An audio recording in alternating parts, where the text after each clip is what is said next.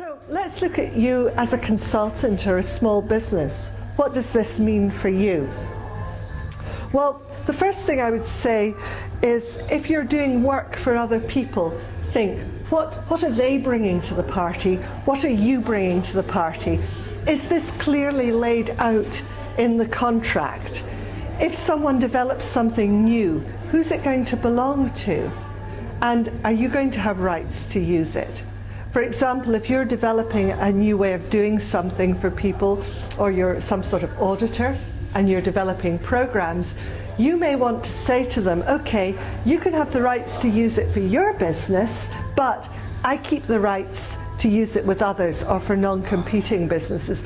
And you have to think that very carefully out.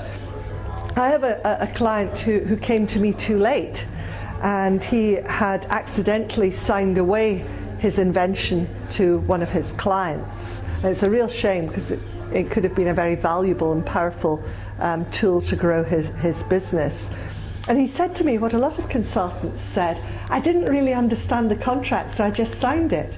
That to me seems batty. If you don't understand it, why would you sign it? But people do, because they think, well, it looked a bit complicated, but I thought it was okay because it came from a good law firm. Well, yeah, of course it did, representing the other party.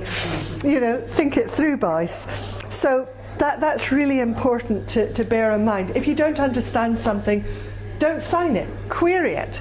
If you don't think something is clearly expressed, if you misinterpret reading it, so will someone else. Get it rewritten in language you can understand.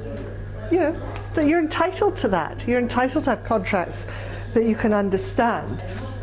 How we usually describe these things in contracts is the background knowledge. That's what you each bring to the party. Then you have foreground knowledge, which is what you create as part of the contract, often together, or one of you for the other. So it's important to have this clear in your mind, whether you're dealing with background or foreground. Then the concept is, do you want to protect yourself from others using it, or do you merely want to make sure that you have the use yourself? And for that, it doesn't really matter who owns it, providing they can be relied on to, if it needs patented, to look after it properly. What matters is what sort of license you have.